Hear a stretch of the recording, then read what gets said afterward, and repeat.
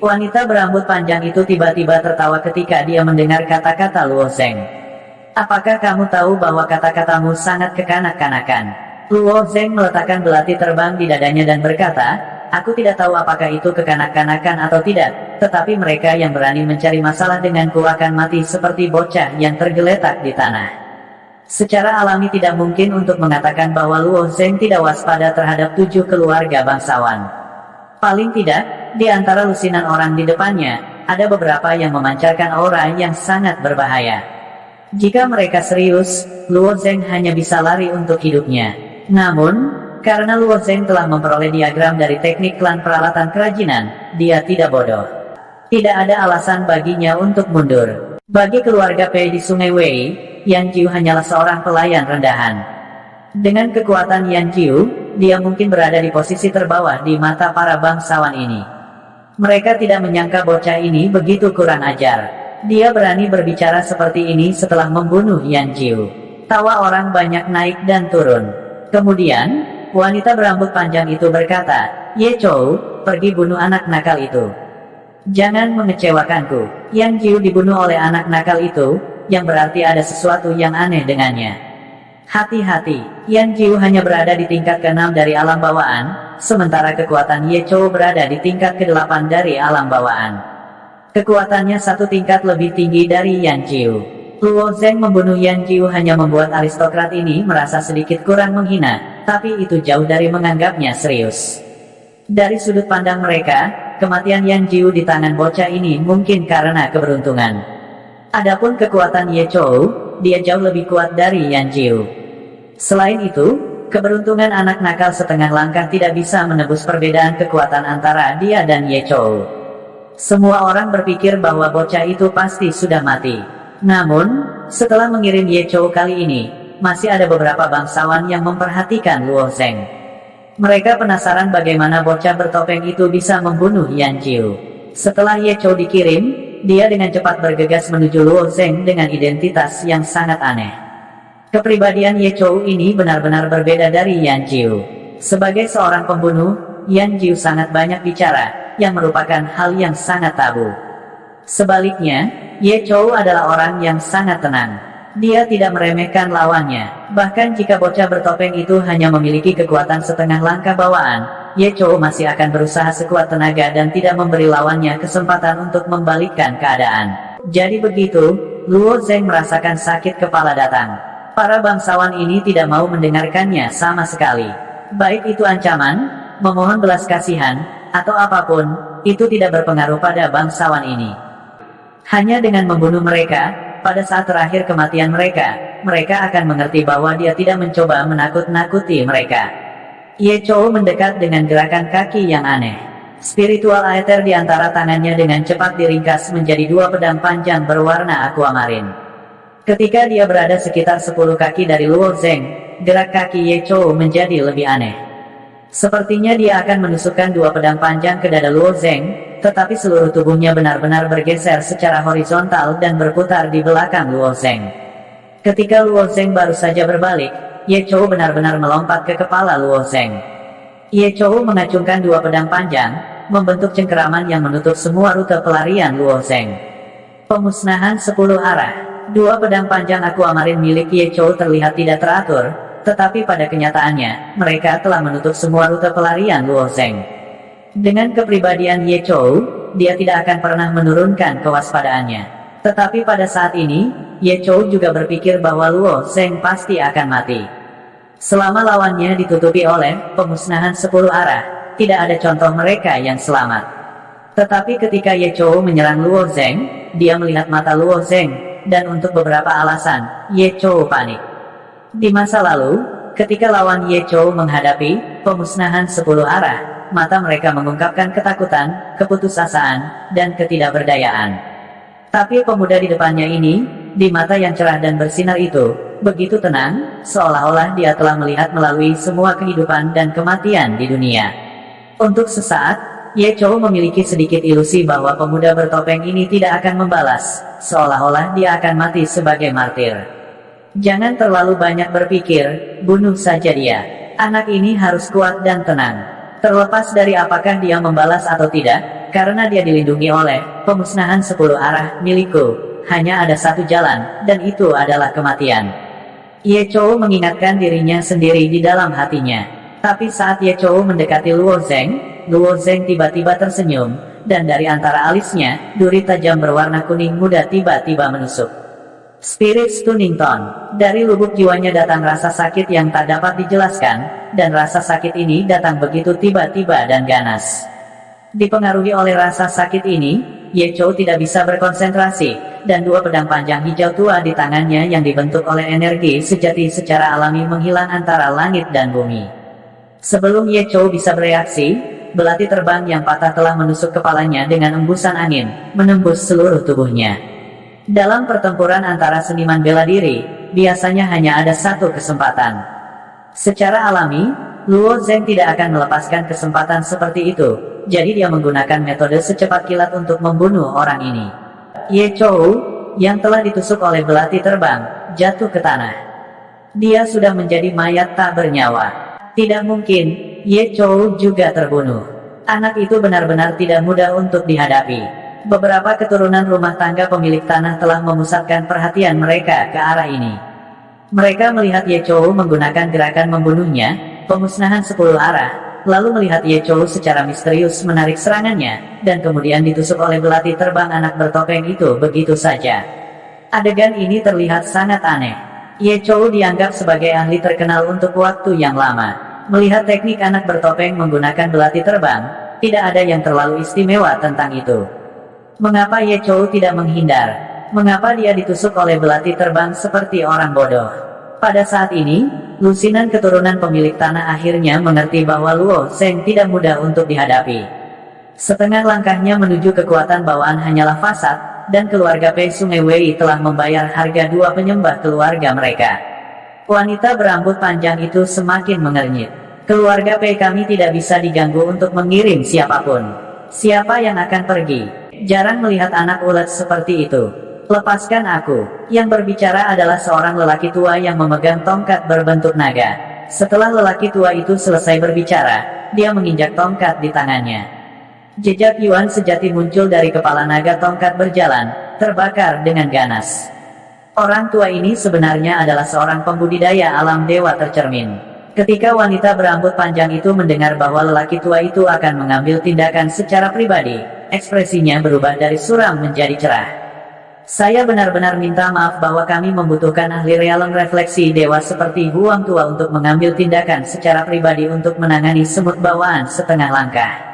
Apa yang salah dengan itu? Aku, Huang Yunxian, tidak sombong lagi. Kemampuan anak bertopeng itu sangat aneh. Fakta bahwa dia bisa membunuh pemuja keluarga Peimu, Lian Wei, berarti kekuatannya mengejutkan. Aku akan merawatnya secara pribadi. Huang Yunxian bersandar pada tongkatnya, siap untuk mengambil tindakan secara pribadi. Luo Zeng memperhatikan pria tua dengan tongkat itu, dan ekspresinya menjadi lebih berhati-hati. Seorang ahli realem refleksi dewa jauh lebih kuat darinya. Melawan ahli realem refleksi dewa, Luo Zeng hanya memiliki satu hal yang harus dilakukan, lari. Namun, sebelum Luo Zeng dapat menggunakan formula lari, tempat tinggal abadi tiba-tiba bergetar. Ekspresi wanita berambut panjang itu berubah drastis. Huang Tua, kita akan berurusan dengan anak itu nanti. Lebih baik kita mengurus bisnis dulu.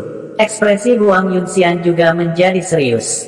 Dia mengangguk dan berkata, baiklah, masalah yang ada adalah yang paling penting. Adapun kehidupan anak bertopeng itu, selama dia masih di tempat tinggal abadi, mengambil nyawanya semudah membalik tangan. Getaran di bawah kaki mereka semakin kuat dan kuat, seolah-olah gempa bumi sedang terjadi. Tidak lama kemudian, mereka melihat Thunder Leopard berlari di alun-alun besar di depan tempat tinggal abadi. Kecepatan Thunder Leopard sama seperti kata guntur dalam namanya. Itu adalah binatang iblis tercepat di alam timur. Banyak orang terobsesi dengan kecepatan Thunder Leopard dan bersedia membayar mahal untuk menjadikannya sebagai binatang spiritual di rumah mereka. Sepertinya Thunder Leopard ini milik salah satu keluarga pemilik tanah di sini. Tapi mengapa tanah bergetar begitu hebat? Apa yang sedang terjadi? Wajah Luo Zeng dipenuhi dengan kehati-hatian saat dia melihat ke pintu besar di ujung alun-alun. Tepat saat Thunder Leopard berlari melalui pintu besar, dua raksasa muncul dari balik pintu besar, masing-masing memegang tongkat di tangan mereka. Mereka mengejar Thunder Leopard dengan sekuat tenaga. Kedua raksasa ini bukanlah makhluk hidup, melainkan boneka. Tidak ada tanda-tanda kehidupan yang keluar dari tubuh mereka. Tidak ada kekurangan orang-orang berbakat dan pengrajin terampil di alam timur yang bisa membuat boneka yang sangat kuat. Namun, tidak ada yang bisa membuat boneka seperti itu. Belum lagi boneka-boneka ini tingginya ratusan kaki, seperti gunung kecil. Ketika mereka berlari, tanah bergetar hebat seolah-olah ada gempa bumi. Setiap kali tanah bergetar, Luo Zeng akan terlempar tinggi ke udara. Itu sama untuk puluhan keturunan rumah tangga pemilik tanah. Semua orang bergerak naik dan turun bersama dengan gelombang tanah. Untungnya, selain Luo Zeng, semua orang yang memasuki tempat ini setidaknya adalah makhluk hidup Xiantian. Jika mereka orang biasa, getarannya saja sudah merenggut nyawa mereka. Dibandingkan dengan dua boneka raksasa yang setinggi gunung kecil, macan tutul guntur yang berlari di depan mereka tampak seperti serangga kecil yang merangkak di tanah. Salah satu raksasa memegang gada dan menghantamkannya ke arah macan tutul guntur. Thunder Leopard juga sangat gesit. Menghadapi gada besar yang turun dari langit, arus listrik tiba-tiba muncul di bawah kaki macan tutul guntur. Itu segera berubah menjadi sambaran petir dan berlari ke depan, menghindari pukulan gada yang menghancurkan bumi. Boneka raksasa itu sebesar gunung kecil, dan gadanya juga tidak kecil. Itu hampir sebesar setengah gunung. Bagaimana rasanya ketika kekuatan setengah gunung menabrak tanah? Dengan gada sebagai pusatnya, riak yang bisa dilihat dengan mata telanjang langsung meledak dan menyebar ke segala arah. Kekuatan mengerikan ini seperti tsunami yang menyebar di alun-alun besar. Oh tidak, Thunder Leopardku.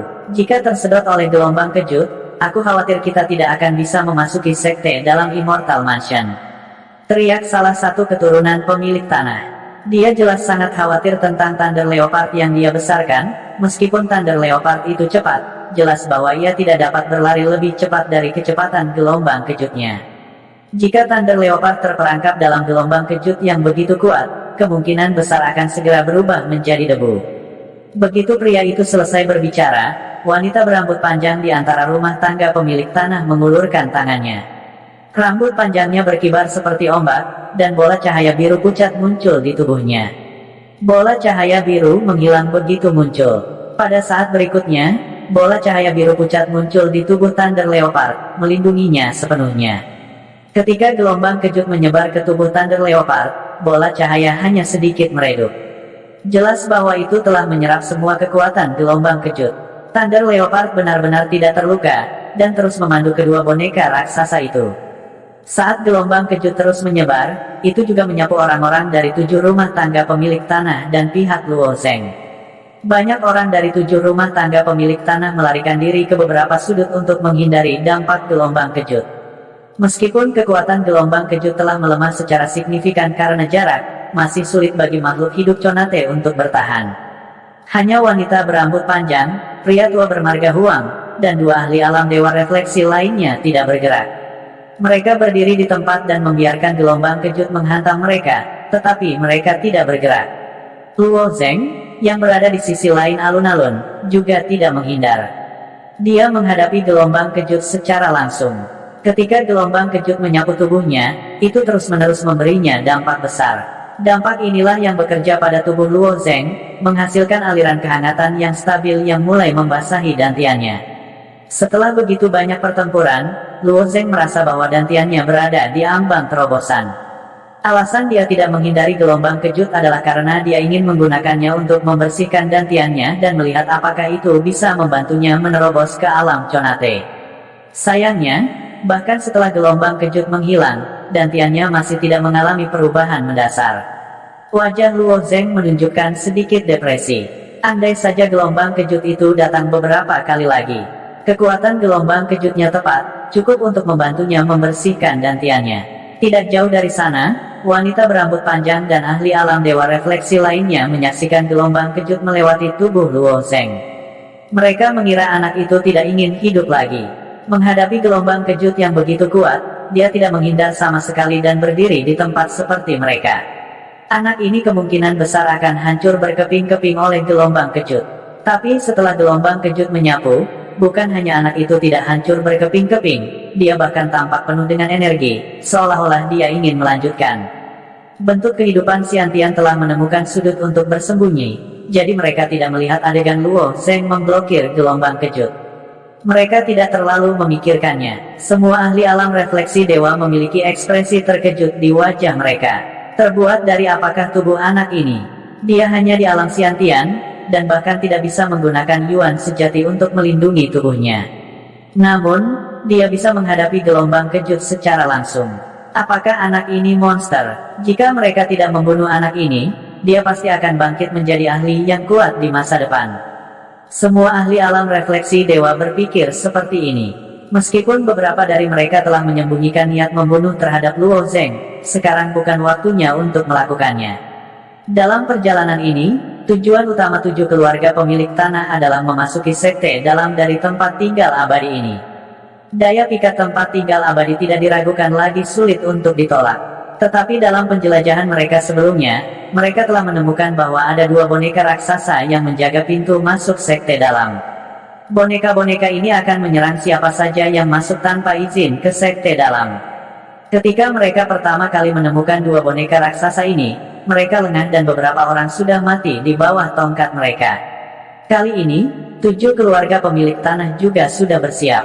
Salah satu dari mereka membawa serta makhluk tercepat, Thunder Leopard. Kesempatan mereka adalah memanfaatkan kecepatan Thunder Leopard untuk memprovokasi 2 boneka raksasa, memikat mereka ke alun-alun dari sekte dalam. Kemudian, saat kedua boneka raksasa itu mengejar Thunder Leopard, mereka akan mengambil kesempatan untuk menyelinap ke sekte dalam. Tak disangka, saat mereka sedang menjalankan rencananya, seorang anak bertopeng tiba-tiba muncul di samping mereka. Pada awalnya, mereka berpikir bahwa anak bertopeng itu hanyalah orang yang tidak penting, dan mereka hanya dapat mengirim 1 orang untuk membunuhnya. Siapa yang tahu bahwa 1 orang tidak akan bekerja, dan 2 orang akan mati. Sebelum mereka bisa menghabisi anak bertopeng itu, Macan Tutul Guntur telah berhasil memikat kedua boneka itu ke dalam alun-alun. Tentu saja, mereka tidak punya mood untuk mengejar anak bertopeng itu. Saat ini, mereka hanya perlu selangkah lebih maju dari yang lain dan bergegas ke sekte dalam sementara Macan Tutul Guntur masih menarik perhatian kedua boneka itu. Meskipun 7 keluarga pemilik tanah bekerja bersama, masih ada perselisihan internal di antara mereka. Lagi pula, bahkan jika ada harta di tempat tinggal abadi, jika mereka bisa berjuang untuk mendapatkan bagian dari keluarga mereka sendiri, itu akan menjadi keuntungan besar. Wanita berambut panjang itu memimpin tuduhan itu. Beberapa ahli alam refleksi dewa mengikuti di belakangnya, dan kelompok makhluk hidup Xiantian juga berlari. Luo Zeng berdiri di alun-alun, mengamati seluruh situasi. Bagaimana mungkin dia tidak tahu apa yang harus dia lakukan? Secara alami, dia harus mengikuti di belakang keluarga pemilik tanah. Mereka telah menghabiskan banyak upaya untuk memancing kedua boneka itu keluar, jadi ini adalah kesempatan bagus untuk Luo Zeng. Ketika para ahli alam dewa refleksi melihat bahwa Luo Zeng ingin mengikuti mereka, ekspresi mereka menjadi gelap. Karena mereka takut menarik perhatian para boneka, mereka untuk sementara menyelamatkan nyawa anak bertopeng itu. Namun, mereka tidak menyangka anak itu begitu serakah dan berani mengikuti mereka ke sekte dalam. Orang harus tahu bahwa mereka telah lama merencanakan untuk memasuki sekte dalam, tetapi sekarang mereka diikuti oleh seorang anak acak. Bagi keluarga pemilik tanah ini adalah sesuatu yang tidak bisa mereka terima. Hentikan dia, katakan padanya untuk tidak mengikuti kita. Lebih baik jika kita membunuhnya. Wanita berambut panjang itu berkata dengan gigi terkatup. Old Huang, yang mengikuti di belakang wanita berambut panjang, memiliki ekspresi membunuh di wajahnya. Beberapa sinar cahaya kuning melintas di tubuhnya, dan dengan lambaian tangannya, beberapa helai yuan sejati dengan ukuran yang sama dengan dia melonjak keluar dari tubuhnya. Begitu yuan sejati humanoid ini muncul, mereka bersujud di tanah dan berubah menjadi 3 coyote kuning bersahaja. Di belakang coyote kuning ini, api menyala dengan ganas. Ini adalah efek dari membakar yuan sejati. Pergi, bunuh anak itu. Old Huang berkata dengan suara rendah. Di bawah komando Huang tua, 3 coyote kuning berbalik dan berlari, memamerkan taring mereka saat mereka menyerang Luo Zeng. Luo Zeng menyerbu ke depan dengan cepat, dan ketiga coyote mengikuti di belakang. Dalam beberapa tarikan napas, ketiga anjing hutan itu hanya berjarak 2 san dari Luo Zeng. Yuan sejati orang tua itu adalah seekor anjing hutan. Luo Zeng tersenyum tipis. Kemudian, dia dengan cepat mengekstraksi Heavenly Demon True Yuan dari dantiannya dan mengumpulkannya di tangan kanannya. Secara relatif, Luo Zeng paling menyukai inkarnasi Yuan sejati semacam ini. Saat Coyote terdepan bergegas menuju Luo Zeng tiba-tiba berjongkok dan meninju dengan tangan kanannya. Iblis menggerakkan dunia, bayangan tinju ungu gelap keluar dari tangannya. Dengan bantuan Soaring Phoenix Crystal, kecepatan tinju ini lebih dari 10 kali lebih cepat. Di kejauhan, Penatua Huang masih bergegas menuju gerbang dalam. Alun-alun ini hanya beberapa ratus langkah untuk boneka raksasa itu, tetapi itu setara dengan puluhan mil untuk manusia kecil itu. Dia mempertahankan sprint berkecepatan tinggi sambil mengalihkan perhatiannya untuk mengontrol Coyote. Ketika dia menyadari bahwa Luo Zeng meninju Coyote, seringai muncul di sudut mulutnya. Yuan sejatinya sangat istimewa. Coyote ini terlihat biasa, tetapi sebenarnya, tidak peduli metode apa yang digunakan untuk menghancurkan Coyote ini menjadi beberapa bagian, mereka akan pulih secara otomatis. Tidak diragukan lagi itu adalah pemborosan energi bagi anak itu untuk menggunakan tinjunya untuk menyerang Coyote-nya sendiri. Tapi segera, dia tidak bisa tertawa lagi. Coyote esensi sejati yang dikejutkan oleh Luo Zeng dengan cepat mengalami perubahan aneh. Seluruh tubuhnya berubah dari kuning menjadi hitam. Pada saat yang sama, Penatua Huang merasa bahwa dia telah kehilangan kemampuan untuk mengendalikan Coyote. Sungguh kekuatan yang aneh. Bagaimana anak ini melakukan ini? Penatua Huang diam-diam terkejut. Bocah ini benar-benar telah mengambil salah satu avatar esensi sejatinya sendiri, dan bahkan berubah menjadi hitam. Setelah terkejut, Penatua Huang menghibur dirinya sendiri bahwa itu tidak masalah. Masih ada 2 Coyote lagi. Hanya 2 yang cukup untuk membunuhnya. Penatua Huang tidak lagi memikirkannya. Dia mengulurkan tangannya, dan 2 Coyote yang berputar-putar di sekitar Luo Zeng di kejauhan mulai terbakar dengan esensi sejati. Cakar mereka menggali tanah, dan setelah geraman rendah, mereka bergegas menuju Luo Zeng. Menghadapi 2 Coyote yang terus-menerus membakar esensi sejati mereka, Luo Zeng tidak panik. Dia memanipulasi serigala hitam untuk bertemu dengan Coyote pertama. Serigala hitam ini terbentuk dari Heavenly Demon True Ki yang telah menelan esensi sejati Elder Huang. Menghadapi Coyote pertama, ia tidak jatuh ke posisi yang tidak menguntungkan. Saat serigala hitam dan Coyote bertarung, cakar serigala hitam memotong tubuh Coyote, dan jejak Heavenly Demon True Ki melarikan diri ke dalamnya. Segera, Coyote itu juga ditelan oleh Heavenly Demon True Ki, menjadi benar-benar hitam. Coyote lainnya diurus oleh Luo Zeng. Kali ini, ketika Luo Zeng menggunakan tinju iblis surgawi, hatinya tiba-tiba bergetar. Karena Coyote ini dapat ditelan oleh Heavenly Demon True Ki, saya ingin tahu apakah energi dari Soaring Phoenix Crystal Stone dapat meningkatkan Coyote ini. Dengan pemikiran ini, Luo Zeng memukul Coyote dengan iblis menggerakkan dunia, dan pada saat yang sama, dia menyuntikkan energi batu kristal Phoenix yang melonjak ke dalamnya. Anjing hutan yang terkena tinju setan surgawi, Luo Zeng berlutut di tanah dan mengeluarkan tangisan sedih. Dalam sekejap, seluruh bumi kuning menjadi hitam, dan menjadi serigala hitam yang dikendalikan Luo Zeng. Namun, perbedaan antara serigala hitam ini dan 2 serigala hitam lainnya adalah bahwa ada jejak samar energi ungu cerah yang mengalir di tubuh serigala hitam ini, dan energi ungu cerah itu adalah energi dari batu kristal Phoenix yang melonjak. Mari kita uji kecepatannya. Luo Zeng mengendalikan serigala hitam yang disuntik dengan energi batu kristal Phoenix yang melonjak untuk bergerak. Serigala hitam ini bergegas ke depan seperti sambaran petir. Kecepatan serigala hitam ini lebih dari 10 kali lebih cepat dari sebelumnya. Sebagai perbandingan, Thunder Leopard yang dikenal memiliki kecepatan lari tercepat di wilayah timur bahkan tidak layak disebut di depan serigala hitam ini. Bagaimana ini bisa terjadi? Seorang ahli tahap refleksi dewa bertanya kepada Penatua Huang. Wajah Elder Huang berubah menjadi hijau saat dia berkata dengan marah, saya juga tidak tahu. Zen Ki bocah ini sangat aneh. Dia benar-benar mencuri avatar Zen Yuan saya. Terlebih lagi, salah satu Coyote tampaknya telah diperkuat olehnya. Kecepatannya sebenarnya sangat mengejutkan. Aku ingin kembali dan membunuh bocah itu. Wanita berambut panjang itu menggelengkan kepalanya dan berkata, tidak, jika kita bertindak sekarang, kita akan menarik perhatian boneka raksasa itu. Begitu kita menarik keduanya, boneka raksasa, semua usaha kita akan sia-sia. Apakah kita akan membiarkan dia mengikuti kita seperti itu? Seseorang bertanya dengan marah. Selama kita memasuki sekte dalam, apakah menurutmu kita tidak bisa membunuh junior Xiantian setengah langkah? Meskipun bocah itu tampaknya memiliki beberapa cara yang aneh dan dengan mudah merawat Yan Jiu dan Ye Chou, jadi bagaimana jika dia memiliki beberapa trik? Di depan seorang ahli tahap refleksi dewa, bocah itu bukan apa-apa. Baiklah, begitu kita memasuki sekte dalam, Penatua Huang dan Wu Yue Sanren akan menyerang bersama dan membunuh bocah itu. Perintah wanita berambut panjang itu. Setelah semua orang mencapai konsensus, mereka tidak lagi peduli dengan bocah di belakang mereka. Kemudian, wanita berambut panjang itu mengulurkan tangannya dan puluhan jimat melayang keluar dari tangannya. Begitu jimat muncul, mereka terbang di atas kepala semua orang satu demi satu. Pada saat yang sama, angin kencang bertiup. Jimat bisa meningkatkan kecepatan gerakan seseorang. Dengan bantuan jimat, kecepatan semua orang meningkat lebih dari 30%. Alun-alun besar itu panjangnya puluhan mil, tetapi di mata orang banyak, itu hanya beberapa detik.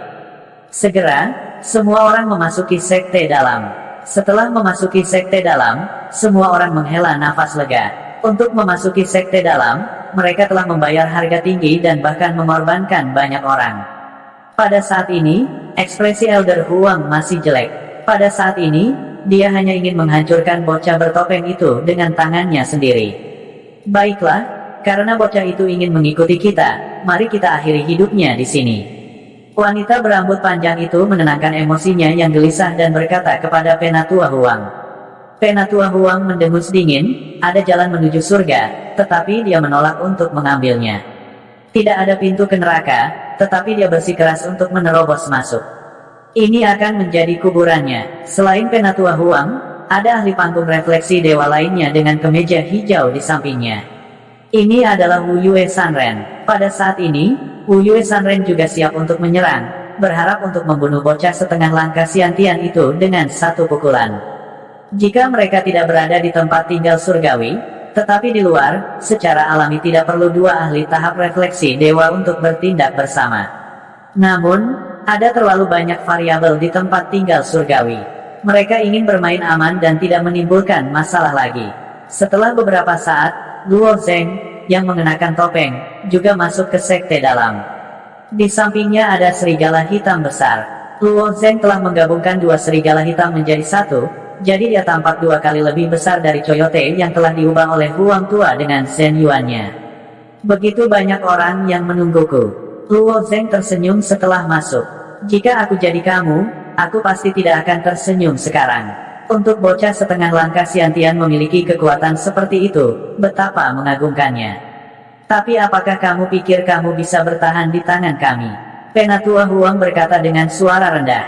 Untuk beberapa alasan, ketika dia melihat senyum di wajah bocah bertopeng itu, dia merasa sedikit cemas. Dia hanya kuat dan tenang. Penatua Huang, jangan buang waktumu berbicara dengannya. Bunuh dia. Tubuh Wanderer Wu Yue mulai bersinar dengan yuan spiritual hijau. Dia akan menyerang Luo Zeng. Tunggu. Luo Zeng tiba-tiba melambaikan tangannya, lalu tersenyum pada Elder Huang. Tidakkah menurutmu aku tidak membawa apa-apa? Penatua Huang terkejut. Pada saat yang sama, ekspresi kebingungan muncul di wajahnya. Dia dengan jelas melihat Luo Zeng melahap inkarnasi yuan spiritualnya. Jika dia ingat dengan benar, sepertinya ada serigala hitam yang hilang dari sisi Luo Zeng. Sebelum memasuki pintu kedua, Penatua Huang telah melihat kecepatan serigala hitam itu. Itu jauh lebih cepat daripada Coyote yang dia panggil. Aku datang ke sini untuk alasan yang sama seperti orang lain. Karena kita semua memiliki tujuan yang sama, kita tidak perlu memandang satu sama lain sebagai musuh. Serigala hitam itu telah diperkuat olehku dan saat ini berada di luar. Aku percaya jika kita menggunakan serigala hitam itu untuk memikat boneka raksasa itu akan lebih berguna daripada macan tutul bautmu. Aku yakin tidak ada yang mau melihat itu terjadi, kata Luo Zeng dengan tenang. Ternyata setelah Luo Zeng menggunakan Phoenix Flying Crystal untuk memperkuat serigala hitam, dia tidak membawanya. Sebaliknya, dia meninggalkannya di luar. Sekarang, dia telah masuk, tetapi serigala hitam yang secepat kilat dapat memikat boneka raksasa itu. Jika orang-orang ini ingin bergerak melawan Luo Zeng, mereka harus memikirkannya dengan hati-hati. Luo Zeng hanya perlu memberi perintah dan dia akan mampu memikat kedua boneka raksasa itu ke sekte dalam. Pada saat itu, tidak ada yang hadir akan mampu bertahan. Mencari kematian. Mendengar kata-kata Luo Zeng, Huang Tua menjadi murka. Sungguh anak yang pintar. Wanita berambut panjang itu menatap tajam ke arah Luo Zeng. Matanya yang menawan mengandung lapisan niat membunuh. Saya harus mengatakan bahwa gerakan Anda ini sangat indah. Faktanya, Anda hanya setengah langkah kecil ke alam bawaan. Anda tidak memenuhi syarat untuk berada di level yang sama dengan 7 keluarga besar. Namun, apa yang Anda katakan masuk akal. Jika kita tidak bekerja sama, saya khawatir masalah di rumah abadi akan lebih merepotkan. Luo Zeng mengangguk dan tersenyum, memperlihatkan gigi putihnya. Itu benar, berkelahi dan membunuh itu tidak baik. Mendengar kata-kata Luo Zeng, makhluk-makhluk alam lahir dan pembangkit tenaga alam iluminasi jiwa ingin memuntahkan darah. Berapa banyak nyali yang dimakan anak ini? Tidak hanya dia sangat teliti dalam tindakannya, dia juga sangat tenang dalam situasi putus asa yang dikelilingi oleh musuh yang kuat. Temperamen semacam ini mengagumkan dan menakutkan. Meskipun orang-orang dari 7 klan pemilik tanah besar tidak yakin, mereka benar-benar tidak memiliki cara yang baik untuk berurusan dengan Luo Zeng. Mereka hanya bisa sementara menyerah pada gagasan untuk berurusan dengannya. Namun, tidak mungkin bagi mereka untuk menerima Luo Zeng sebagai rekan satu tim untuk menjelajahi Immortal Mansion. Oleh karena itu, mereka hanya bisa mengesampingkan Luo Zeng dan mengamati lingkungan sekte dalam Immortal Mansion terlebih dahulu sebelum membuat keputusan. Gerbang luar Immortal Abode adalah sebuah kotak besar. Itu benar-benar kosong, dan tidak ada apa-apa sama sekali. Mereka sudah menjelajahi daerah ini. Namun, ada perubahan lain di sekte dalam. Ada jalan kecil yang diaspal dengan batu giok di dalam sekte dalam, dan di kedua sisi jalan ada genangan air. Untuk Immortal Mansion yang abadi, itu mungkin hanya sebuah kolam kecil, tetapi bagi Luo Zeng, itu seperti sebuah danau besar. Kilang pil, penyulingan senjata, penyimpanan kitab suci. Kerumunan tidak bisa membantu tetapi berteriak setelah memindai daerah itu. Mata mereka dipenuhi dengan keinginan yang kuat. Di tengah jalan yang panjang ada sebuah paviliun kecil setinggi gunung. 7 jalur memanjang dari paviliun, mengarah ke 7 arah berbeda. Di ujung jalan itu adalah kilang pil abadi, kilang senjata, dan sebagainya. Pil dan senjata yang ditinggalkan oleh abadi, seberapa baguskah itu? Mereka hampir tidak bisa membayangkannya. Satu-satunya hal yang bisa mereka yakini adalah bahwa barang-barang ini akan sangat bermanfaat bagi mereka. Salah satu pembudidaya alam dewa tercermin menyerbu ke depan seperti angin. 7 keluarga pemilik tanah tidak bersatu sejak awal. Perjalanan ini hanya menyatukan mereka karena bahaya dari rumah abadi. Sekarang mereka berada di dalam harta karun, mereka secara alami harus melakukan langkah pertama. Sekarang, orang-orang dari 7 keluarga pemilik tanah telah kehilangan akal sehat mereka. Ketika pembudidaya alam dewa tercermin menyerbu ke depan, yang lain tidak bisa tidak mengikuti. Namun, ketika pembudidaya alam dewa tercermin terkemuka telah melakukan perjalanan lebih dari 100 sang di jalur batu giok, perubahan mendadak terjadi. Riak muncul di permukaan kolam di sampingnya. Kemudian, seekor koi merah muncul ke permukaan. Ikan koi tidak lebih dari objek biasa bagi manusia. Rumah tangga pemilik tanah ini memiliki puluhan ribu di halaman mereka. Namun, koi normal hanya memiliki panjang 5 hingga 6 inci. Bahkan yang lebih besar panjangnya hanya 10 inci. Namun, koi yang mengapung di permukaan air sebenarnya memiliki panjang lebih dari 100 kaki, seperti raksasa. Mata melotot koi itu menatap pembudidaya alam dewa tercermin yang berlari di jalan setapak. Tiba-tiba, dengan jentikan ekornya, ikan raksasa itu melompat keluar dari air dan menerkam ke arah pembudidaya alam dewa tercermin di jalur batu giok. Siapapun yang bisa berkultivasi ke alam dewa tercermin bukanlah orang lemah. Kultivator ranah dewa tercermin bereaksi dengan cepat. Dia tiba-tiba merasakan kegelapan di atas kepalanya. Ketika dia mengangkat kepalanya, dia melihat makhluk besar menekannya. Ruyuannya berkedip saat dia mencoba menghindar ke samping. Namun, tepat pada saat ini, koi yang tampaknya tidak berbahaya itu tiba-tiba membuka mulutnya. Ikan mas tidak memiliki gigi, tetapi mulut koi ini dipenuhi dengan gigi yang tajam. Itu adalah koi yang sangat cantik dan imut, tetapi pada saat ini, terlihat sangat menakutkan. Itu membuat orang. Namun, setelah ahli tahap refleksi Dewa Yuan sejati berputar, kecepatannya sudah sangat cepat. Tidak mungkin bagi koi untuk menggigitnya. Setelah koi meleset dari sasaran, ia berguling-guling di jalan kecil, lalu melompat kembali ke kolam. Hati tegang semua orang juga rileks. Benar saja, mereka tidak bisa lengah bahkan untuk sesaat di tempat tinggal abadi ini. Puluhan koi raksasa melompat keluar dari kolam lagi. Kultivator alam dewa tercermin juga sangat bingung. Dia tidak tahu bagaimana menghadapi situasi ini. Terbang, seseorang mengingatkan. Para pembudidaya panggung dewa penerangan dapat mengandalkan pembakaran Yuan sejati mereka untuk membubung ke langit. Jika pembudidaya alam dewa tercermin ini memiliki keberanian besar, dia bisa sepenuhnya melarikan diri dari koi ini. Namun, beberapa rumah tangga pemilik tanah tidak memiliki kesabaran situasi hidup dan mati. Dalam menghadapi bahaya yang begitu besar, mereka hanya bisa panik dan lupa. Hanya ketika seseorang mengingatkannya, pembudidaya alam dewa tercermin tiba-tiba melompat. Gelombang True Yuan membakar di belakangnya saat dia menembak langsung ke udara. Tapi itu sudah terlambat. Lusinan koi raksasa menukik turun dari langit, menutupi pembudidaya alam dewa tercermin dengan erat dan menekannya kembali ke jalur batu giok. Koi itu terjepit, hampir memenuhi seluruh jalan. Semua orang hanya bisa mendengar tangisan menyedihkan dari ahli panggung dewa sebelum ikan koi yang melompat ke jalan semua pergi dan melompat kembali ke kolam. Ketika orang banyak melihat ini, mereka mengerti bahwa jalan batu giok ini tidak semudah yang terlihat.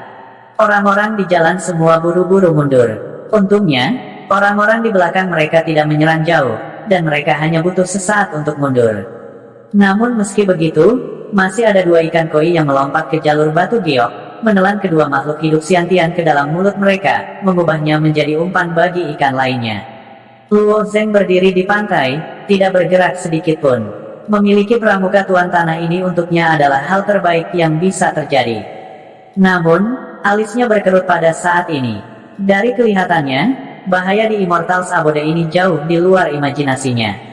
Berbicara secara logis, karena tempat tinggal abadi ini telah membuat penghalang yang sangat besar dan membersihkan semua makhluk besar di dalamnya, tempat ini seharusnya aman.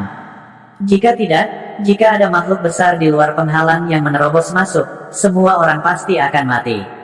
Namun, siapa yang bisa membayangkan bahwa ikan koi di kolam menghalangi jalan semua orang? Tuan pemilik tanah berdiri di pantai, dan ekspresi mereka bahkan lebih buruk. Pada saat ini, mereka mengukur kolam kecil yang tidak memiliki riak sama sekali. Mereka melihat ikan koi yang padat berenang ke arah mereka. Sejauh mata memandang, mungkin ada ribuan ikan koi sebesar itu di dalam kolam.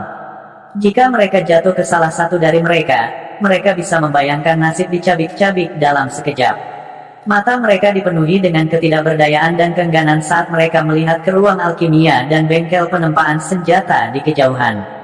Memasuki gunung harta karun dan kembali dengan tangan kosong, tidak ada yang mau menerima hasil ini.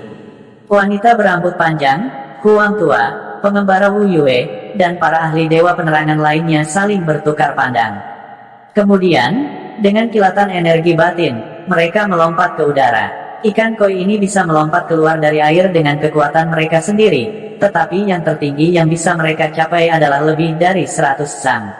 Adapun para ahli panggung dewa tercermin ini, mereka dapat dengan mudah terbang di atas jalur batu giok.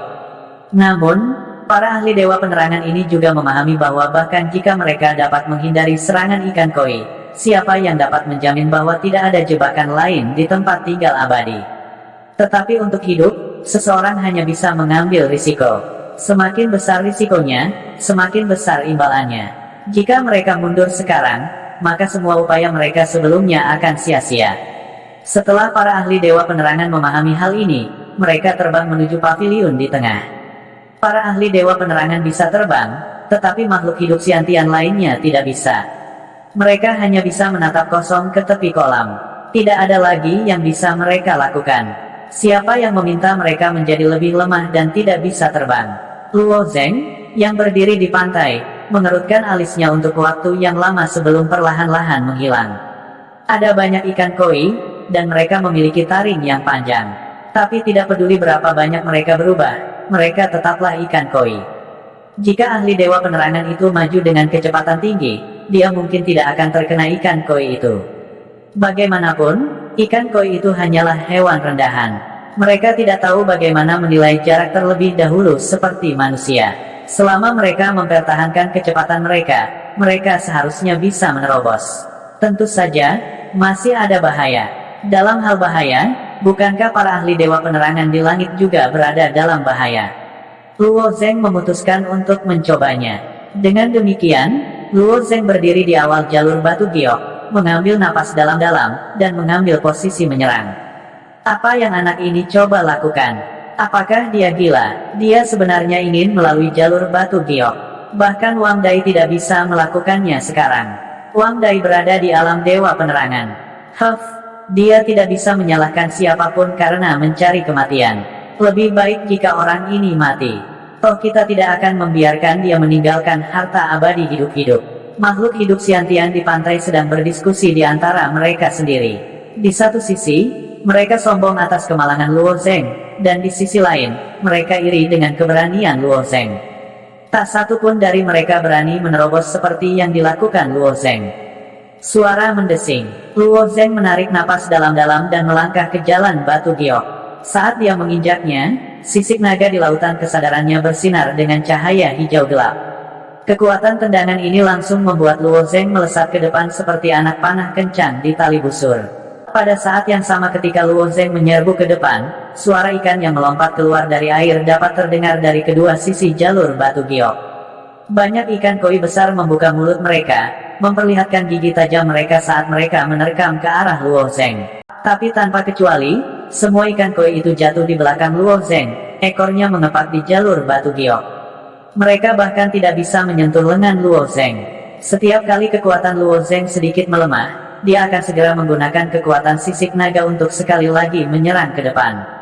Melihat kecepatan Luo Zeng, sebenarnya, ada beberapa ahli Xiantian tahap akhir yang kecepatannya belum tentu lebih lambat dari Luo Zeng. Jika Luo Zeng bisa melakukannya, mereka juga bisa melakukannya. Tetapi mencapai level Luo Zeng tidak hanya membutuhkan kekuatan, tetapi juga keberanian. Akankah mereka berani menari di depan Grim Reaper? Di paruh pertama jalur batu giok, Luo Zeng melewatinya dengan mulus. Tetapi di paruh kedua perjalanan, beberapa ikan koi di kejauhan menemukan Luo Zeng dan melompat ke jalur batu giok di depannya, menghalangi jalan Luo Zeng. Hehe, mari kita lihat bagaimana bocah itu menangani ini. Kurasa dia pasti tidak akan bisa lewat. Kemungkinan besar dia akan dimakan. Keturunan rumah tangga pemilik tanah mulai bersukacita di Luo Zeng. Bagaimana mungkin Luo Zeng tidak memperhatikan hambatan di depannya saat dia berlari? Saat dia mendekati ikan koi itu, Luo Zeng tiba-tiba melompat tinggi ke udara. Ikan koi itu menjentikan ekornya dan benar-benar melompat dari jalur batu giok, menggigit ke arah Luo Zeng. Kristal melonjak Phoenix. Pada saat yang genting ini, energi dari Phoenix Soaring Crystals di lengan kanan Luo Zeng tiba-tiba menghilang. Di bawah pengaruh energi, tubuh Luo Zeng langsung menjadi 10 kali lebih ringan dan kecepatannya meningkat beberapa kali lipat. Dalam sepersekian detik ini, Luo Zeng berhasil melepaskan diri dari rahang ikan koi dan melewati rintangan. Paruh terakhir dari jalur batu giok juga dipenuhi dengan keraguan saat Luo Zeng berkelok-kelok di antara rahang ikan koi. Tetapi pada akhirnya, dia masih berhasil sampai ke paviliun dengan selamat. Para pembudidaya alam Dewa Penerangan yang telah terbang ke paviliun semua terkejut melihat Luo Zeng bergegas ke jalur batu giok. Di antara mereka, mata Penatua Huang dipenuhi dengan niat membunuh. Anak bertopeng ini benar-benar seperti permen lengket. Setelah macet, tidak mungkin untuk melepaskannya. Luo Zeng merasakan niat membunuh Tetua Huang dan mengangkat bahunya sambil tersenyum. Inkarnasi Yuan sejatiku dari serigala hitam masih ada di luar. Masih sangat mudah untuk memikat kedua boneka raksasa itu masuk. Mendengar kata-kata Luo Zeng, wanita berambut panjang itu berseru, "Elder Huang, lupakan saja. Karena semua orang sudah ada di sini, lebih baik tidak memperumit masalah." Luo Zeng berjalan di sekitar paviliun besar dan akhirnya mengerti mengapa semua orang berhenti. Ternyata ada dunia lain di dalam paviliun ini. Dari luar, paviliun tampak tidak berbeda dari paviliun biasa, selain dari fakta bahwa paviliun itu sangat besar dan tingginya puluhan ribu kaki. Tetapi ketika Luo Zeng memasuki paviliun, dia menemukan bahwa ada dunia lain di dalamnya. Setelah memasuki paviliun, penghalang merah muda muncul di 8 bukaan paviliun, menyelimuti semua pintu keluar. Semua orang awalnya berpikir bahwa selama mereka memasuki paviliun, mereka akan dapat memasuki gudang harta karun impian mereka. Siapa sangka paviliun ini adalah sangkar, menjebak semua orang di dalamnya. Di tengah paviliun, ada 8 trigram besar. Sekitar 8 trigram tertulis, Qian, Kun, Sun, Shen, Kan, Li, Gen, Dui. Melihat 8 kata itu, Luo Zeng tiba-tiba teringat informasi yang direkam di interlayar, teknik sekte pemurnian senjata, Ce Daozi. Karena lembah naga giok tercatat di halaman itu, maka 8 trigram di halaman itu harus terkait dengan 8 trigram di depannya. Melihat sekeliling paviliun, ada banyak patung setinggi orang yang berserakan. Patung-patung itu seharusnya dipindahkan ke 8 trigram, tetapi sekarang mereka tersebar di sekitar paviliun. Niat mereka jelas, jika mereka ingin meninggalkan paviliun, mereka harus mematahkan 8 trigram di paviliun. Tetapi seberapa sulitkah untuk memecahkan 8 trigram? Mereka tidak bisa menempatkan kurang lebih patung pada 8 trigram. Pada saat itu, semua orang mulai ragu. Jika penempatan patung itu salah, apakah itu akan membawa ancaman yang fatal? Tapi di depan mereka, semua orang terhalang oleh penghalang merah muda. Mereka hanya bisa masuk, tidak pergi.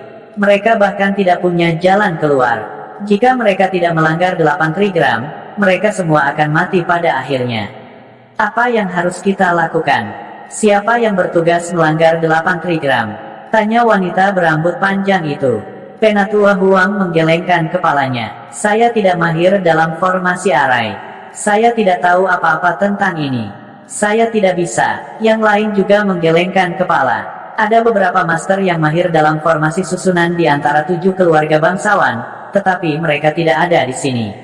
Pada saat itu, Luo Zeng tiba-tiba berkata, "Mengapa kamu tidak membiarkan aku melakukannya?" Penatua Huang menatap Luo Zeng dan mencibir.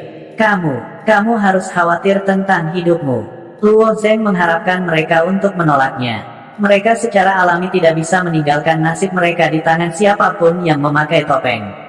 Pada saat itu, hati semua orang terasa berat. Pilihan yang sulit ini merupakan ujian bagi semua orang. Setelah hening sejenak, wanita berambut panjang itu tiba-tiba berkata, "Kalau begitu biarkan aku melakukannya. Aku sudah mempelajari formasi arai sebelumnya. Meskipun aku tidak bisa dianggap sebagai master, aku dianggap mahir." Setelah wanita berambut panjang itu selesai berbicara, tidak ada yang menjawab. Meskipun mereka tidak terlalu percaya pada wanita berambut panjang itu, mereka tidak memiliki pilihan yang lebih baik saat ini. Melihat tidak ada yang keberatan, wanita berambut panjang itu mengulurkan tangannya dan mulai menyimpulkan susunan 8 trigram. Setelah beberapa saat, dia tiba-tiba mengangkat kepalanya. Aliran spiritual aether muncul di tangannya dan menutupi sebuah patung. Kemudian, dengan teriakan, spiritual aether yang seperti topi itu melilit patung itu dan perlahan-lahan memindahkannya. Rumble, patung pertama perlahan diseret ke kata, Qian. Luo Zeng ingat bahwa dalam catatan Ce Daozi, ada 2 kata, Qian Tri.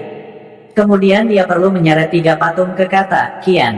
Setelah wanita berambut panjang itu menyeret patung pertama, dia menundukkan kepalanya dan terus menghitung. Setelah dia mendapatkan hasilnya, dia mengirim patung kedua ke kata, Qian. Segera, wanita berambut panjang itu selesai menghitung dan mengirim patung ketiga ke kata, Qian. Luo Zeng mengangguk sedikit. Meskipun wanita berambut panjang ini mengatakan dia hanya mahir, sepertinya dia bersikap rendah hati. Kata pertama persis sama dengan Ce Daozi, Qian Tri. Ketika 3 patung menekan karakter Qian, yang besar memancarkan cahaya kemasan. Jelas, hasil ini benar. Melihat bahwa perhitungan wanita berambut panjang itu benar, kepercayaan diri semua orang meningkat. Pencapaian formasi Sister Yun luar biasa. Bagaimana bisa mahir? Dia jelas telah mencapai ranah Grandmaster formasi. Semua orang mulai menyanjungnya. Sister Yun menggelengkan kepalanya dan mendorong rambutnya yang panjang ke belakang kepalanya. Kemudian dia berkata, "Jangan senang terlalu dini. Menghitung kata pertama adalah yang termudah. Semakin jauh Anda melangkah, semakin rumit jadinya. Kemungkinan kesalahan juga lebih tinggi. Setelah mengatakan itu, kemudian dia menempatkan 6 patung pada kata Kun. Hasil ini juga konsisten dengan hasil Cedaosi. Kepercayaan diri Luo Zeng sangat meningkat ketika dia melihat bahwa deduksinya benar. Selanjutnya, Sister Yun menempatkan 2 patung pada kata Kan. Kemudian, dia menempatkan 9 patung pada kata Li. 4 kata berurutan, semuanya benar. 4 kata memancarkan cahaya keemasan. Itu sangat menyilaukan, tetapi semua orang menatap kata-kata itu dengan gembira. Sepertinya penjelajahan ini ditakdirkan untuk menjadi pengalaman yang menakutkan tanpa kecelakaan apapun. Kita akan segera bisa mendapatkan bagian dari harta tertinggi abadi. Seorang ahli dewa refleksi berkata dengan penuh semangat. Selanjutnya, sudah waktunya untuk kata kelima dari 8 trigram, Dui. Luo Zeng ingat bahwa hasil perhitungan Cedaosi adalah Dui 4. Dengan kata lain, harus ada 4 patung di kata Dui. Sister Yun terus-menerus melepaskan truyuannya dan menyeret 4 patung ke kata Dui. Tetapi setelah menyeret 4 patung, dia benar-benar mencoba menyeret patung kelima. Berhenti. Melihat bahwa Sister Yun akan menyeret patung kelima ke kata Dui, Luo Zeng dengan tegas menghentikannya. Lagi pula, masalah ini sangat penting dan tidak boleh gegabah. Luo Zeng tidak ingin memicu mekanisme tempat tinggal abadi karena kesalahannya dan menyeret dirinya ke neraka. Bocah bau, ada apa? Old Huang melotot dan bertanya dengan sengit. Kata ini, Dui, hanya bisa menampung 4 patung. Apakah kamu salah menghitung? Luo Zeng bertanya pada Sister Yun. Sister Yun mengerutkan kening, ekspresi ragu-ragu di wajahnya. Aku memang menghitungnya sekarang, tapi aku tidak terlalu yakin dengan hasilnya. Aku tidak terlalu yakin apakah itu patung keempat atau kelima. Luo Zeng menggelengkan kepalanya dan berkata dengan pasti, kalau begitu hanya ada 4. Begitukah? Tapi hasil perhitunganku sepertinya 5, wajah Sister Yun juga penuh ketidakpastian. Kalau begitu jam 5, Saudari Yun, jangan dengarkan omong kosong anak ini dan ganggu jalan pikiranmu, kata seorang ahli ranah penerangan dewa. Bocah busuk, kami sudah berbelas kasih dengan tidak membunuhmu sekarang. Penatua Huang juga mengangguk. Jangan tertipu oleh bocah ini. Dia tidak sabar menunggu kita melakukan kesalahan dan ingin kita mati bersamanya. Betapa kejamnya, keduanya sangat tidak masuk akal sehingga Luo Zeng sedikit cemas. Saya sekarang berada di kapal yang sama dengan Anda. Mengapa saya harus berbohong kepada Anda? Jangan bicara lagi. Truyuan Elder Huang berkedip, bocah busuk, 1 kata lagi dan aku akan segera membunuhmu. Di sisi lain, pengembara Wu Yue dan para ahli alam penerangan dewa lainnya mulai mengedarkan yuan sejati mereka, memancarkan lapisan cahaya dan kekuatan tanpa akhir. Di bawah tekanan seperti itu, Luo Zeng hanya bisa memilih untuk menutup mulutnya. Sister Yun ragu-ragu sejenak, lalu menggigit bibirnya. Pada akhirnya, dia masih memutuskan untuk percaya pada dirinya sendiri. Saat patung kelima pindah ke karakter Dui, semua orang mendengar suara patah. Karakter Dui tidak berubah menjadi emas, tetapi merah cerah. Ketika semua orang melihat ini, ekspresi mereka berubah. Baru sekarang mereka mengerti bahwa Luo Zeng sebenarnya benar.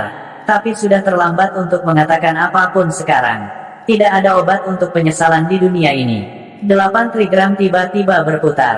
Ketika rotasi 8 trigram secara bertahap berhenti, asap hitam dan putih keluar dari pusat 8 trigram. Asap hitam dan putih ini membentuk 4 kata besar. Jarak dekat fatal. Apa arti keempat kata ini? Berbahaya. Hanya sekali melihat dan aku tahu itu berbahaya. Wajah para ahli panggung dewa iluminasi pucat. Mengingat kekuatan tempat tinggal abadi, tidak ada keraguan bahwa mereka akan mati kali ini. Setelah 4 kata menghilang, aliran energi sejati lainnya keluar dari 8 trigram. Saat aliran energi sejati muncul, itu melesat ke arah Sister Yun dan menyelimutinya. Kemudian, memantul dari tubuh Sister Yun menuju ahli tahap penerangan dewa lainnya. Setelah energi sejati menyelimuti ahli tahap penerangan dewa, itu juga menyelimuti Huang Tua.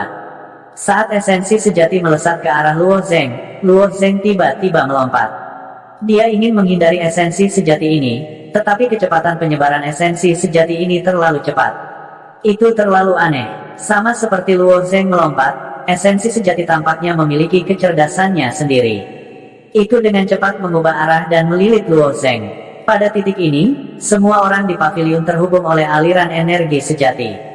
Aliran energi sejati ini mengikatku. Apa yang coba dilakukannya? Luo Zeng menundukkan kepalanya untuk melihat aliran energi sejati di pinggangnya, tidak dapat memahami apa yang sedang terjadi. Namun, saat kesadaran muncul di benak Luo Zeng, dia segera memahami maksud dari aliran energi sejati. Yang disebut Fatal Melee adalah pertempuran antara semua orang yang terhubung oleh True Energy. Pada akhirnya, hanya satu orang yang bisa bertahan. Ekspresi semua orang berubah dari kebingungan menjadi kaget. Semua orang saling memandang, merasa sangat bertentangan di hati mereka. Ini setara dengan membuat mereka saling membunuh. Sangat sulit bagi mereka untuk saling membunuh saat mereka sadar. Sulit bagi mereka untuk saling membunuh, tetapi sangat mudah bagi mereka untuk bersatu melawan musuh asing. Paling tidak, ada orang luar di depan mereka yang layak diperjuangkan bersama, dan itu adalah Luo Zeng. Apa maksudmu dengan pertempuran putus asa? Ayo bunuh anak bertopeng ini dulu. Old Huang sudah gatal untuk bergerak sejak awal. Dia ingin menyingkirkan Luo Zeng terlebih dahulu, dan sekarang dia memiliki alasan yang bermartabat untuk melakukannya.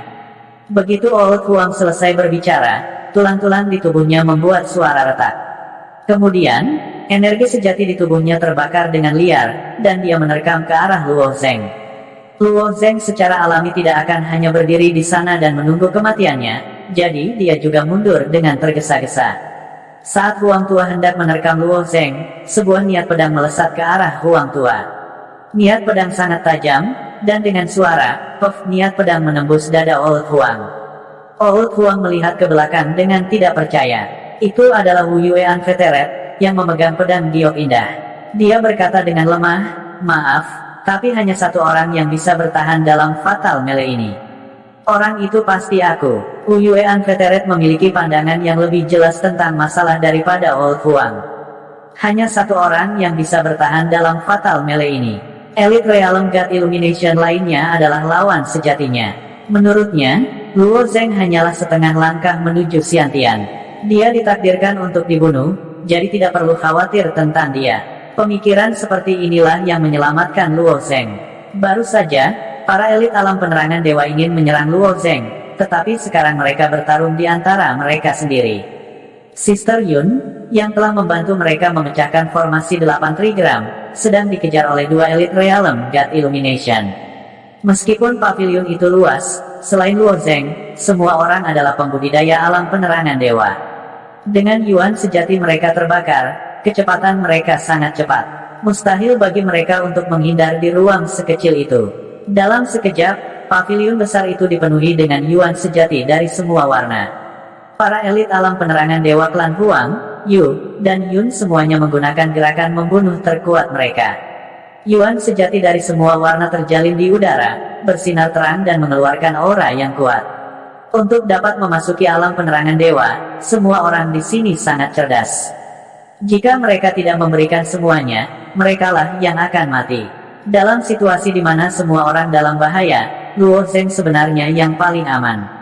Banyak orang kadang-kadang akan berhenti untuk melihat Luo Zeng ketika mereka mengejar atau melarikan diri, tetapi ketika mereka menyadari bahwa dia hanya bocah setengah langkah Xiantian, mereka akan melewatinya, tidak ingin menyerangnya sama sekali. Selama mereka menjaga yang lain, membunuh bocah ini akan semudah membalik tangan mereka. Jika mereka menyerang Luo Zeng sekarang, mereka harus mengambil risiko disergap oleh para pembudidaya alam penerangan dewa lainnya. Luo Zeng melihat yuan sejati yang terhubung dengannya, senyum pahit di wajahnya. Dari kelihatannya, tidak peduli bagaimana kelompok ini bertarung, dia harus menghadapi setidaknya satu pembudidaya alam penerangan dewa. Terakhir kali, ketika Luo Zeng menggunakan naga emas 5 cakar Susiu untuk hampir membunuhnya, keberuntungan telah berperan dalam hal itu. Dalam hal kekuatan sejati, dia mungkin bukan tandingan pembudidaya alam penerangan dewa. Apa yang saya lakukan? Melihat para pembudidaya alam penerangan dewa bertarung, Luo Zeng punya waktu untuk berpikir. Pada saat ini, salah satu pembudidaya alam penerangan dewa tiba-tiba memanggil elang raksasa. Setelah muncul, ia mengeluarkan teriakan melengking dan menerkam ke arah Wanderer Wu Yue. Tubuh Wanderer Wu Yue menyala hijau, dan pedang giok di tangannya bersinar terang. Saat dia menghindari elang raksasa, dia menikam ke arah pembudidaya alam penerangan dewa. Cerita bersambung. Terima kasih yang telah menonton. Jangan lupa like, comment, and subscribe, karena subscribe itu gratis.